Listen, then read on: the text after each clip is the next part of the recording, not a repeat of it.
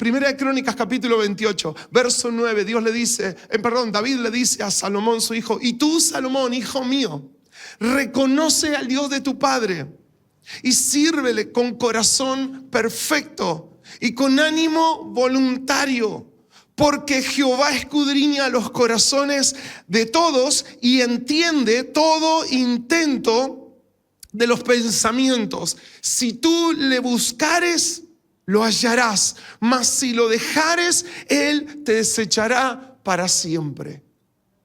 Y luego va a venir todo el detalle de lo que David ha preparado para dejar en manos de su hijo Salomón para edificar la casa a Dios. Pero me quería detener un momento en este verso, porque en este verso allí vemos por lo menos 3 aspectos a tener cuidado, 3 consejos de un padre a un hijo. Lo primero que David le dice a Salomón es allí: reconoce al Dios de tu padre. Y si hay algo en lo que nosotros debemos caminar, veo cuando uno lee a Juan en sus epístolas, ¿de qué se complacía Juan? Tanto cuando escribe la segunda como la tercera, cuando escribe a la elegida, que puede ser una hermana, una iglesia, o le escribe a Gallo, hay algo que destaca, dice: si hay algo que me pone contento, si hay algo que trae gozo, que me gratifica, es de saber que tus hijos andan en la verdad, permanecen en esa verdad que un día recibieron. En la misma línea lo podemos ver a David hablándole tiempo antes de lo que escribe Juan, diciéndole: reconoce al Dios de tu padre. ¿En qué caminos vas a andar? ¿Cuál va a ser el Dios al que vas a reconocer sobre tu vida? ¿No? Qué hermoso cuando hay un lindo legado, cuando se nos deja un lindo legado. A veces el legado en el Señor tal vez no es tal. Tal vez sos el primero que conoce a Cristo de tu familia. Quizás sos 4ª, 5ª, 6ª generación, bueno, no sé cuántos han conocido a Cristo de tu familia antes que vos, pero qué hermoso tener en cuenta esto, ¿no? Poder contemplar a aquellos que nos antecedieron, aquellos que dieron los primeros pasos antes que nosotros en el Señor. Ver una abuela como Loida, una madre como Eunice respecto de Timoteo. Pablo mismo dice: yo vi en tu abuela esto, vi esto en tu madre y sé que esa misma fe está en tu vida. Indudablemente que hay un legado que ha pasado de generación en generación. Ahora, ¿qué es lo que nosotros recordamos? Y en todo caso, ¿qué es lo que estamos preparando para que otros nos recuerden a nosotros? David le dice: tienes que andar, hijo, en los caminos del Dios de tu padre. Y uno puede decir: bueno, pero ¿cuál es el Dios de mi padre? Y el que está hablando es el padre, es David.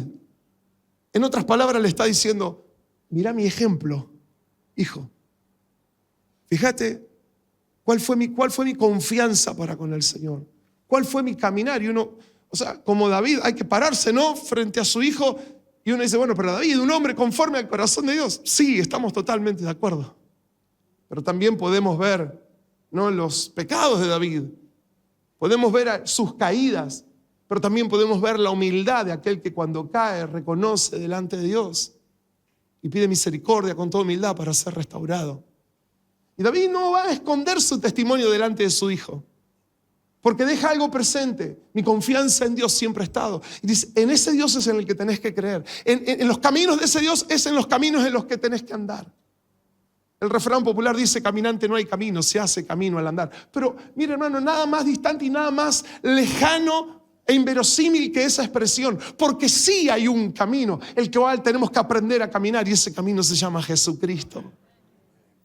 Y allí David le dice: reconoce al Dios de tu padre. Ahora, muchos quizás reconocen a un Dios histórico. Cuando me preguntan: ¿a qué edad conociste al Señor? Digo: era un niño, 8, 9 años de edad. Y antes de eso el vago recuerdo que tengo de mi vida antes, en esa niñez, en cuanto a mi acercamiento a Dios, era el vivir una tradición familiar.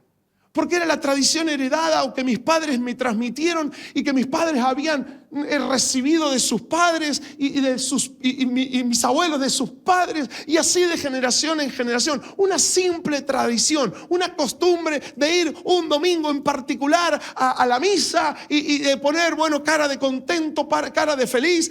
Después de salir nos peleamos cuando comíamos los tallarines, pero en ese momento era el momento de volvernos y de acercarnos a Dios. Luego durante la semana, si te he visto no me acuerdo. Como quien se pone un abrigo antes de salir a la casa y cuando llega al hogar se lo saca. Esa era la vida de cercanía que tenía con Dios. El único conocimiento era un conocimiento, podemos decir, histórico. Decir, bueno, sí, hay algo en toda mi vida, hay algo en mi familia, hay un huequito que se llama Dios. Y quizás tengo que brindarle un espacio de tiempo durante mi semana, durante el mes, o durante el año, o en algún momento, porque quizás me lo va a demandar o yo lo voy a necesitar.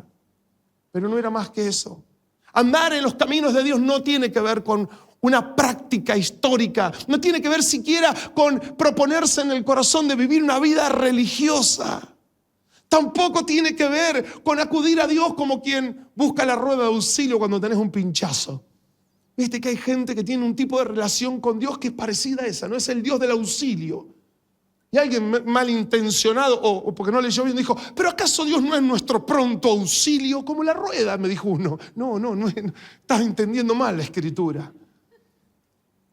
Imagínese una relación marcada por el pinchazo en tu vida. Yo, gracias a Dios, bueno, mire, ando con las cubiertas en alguna que otra oportunidad, bastante comprometida, pero ¿cuándo acudís al auxilio? No lo ponés, decís, bueno, tengo ganas de cambiarla porque para hacer un poco de ejercicio, a menos que, no sé, que quiera ser el mecánico de Colapinto para que te lleve a las carreras y le puedas cambiar las ruedas del auto, no cambias habitualmente las cubiertas. Ahora, ¿sabe que muchos tienen una relación con Dios de esa índole? Porque se acuerdan de Dios cuando, como con el auto tenés el pinchazo, cuando tienen el pinchazo, el bajón en su vida, ahí buscan y te acordás en ese momento. Espero que el auxilio esté inflado, decís. Espero que esté el auxilio al menos. A veces ni siquiera nos percatamos. Dice, espero que Dios esté, espero que Dios tenga un momento, espero que Dios tenga una palabra para mí en este momento, que pueda hacer algo. Eso no es reconocer al Dios de tu Padre. No era eso lo que David le está proponiendo a su hijo. No es la búsqueda de un Dios solo en el problema, sino que tiene que ver con un conocimiento personal.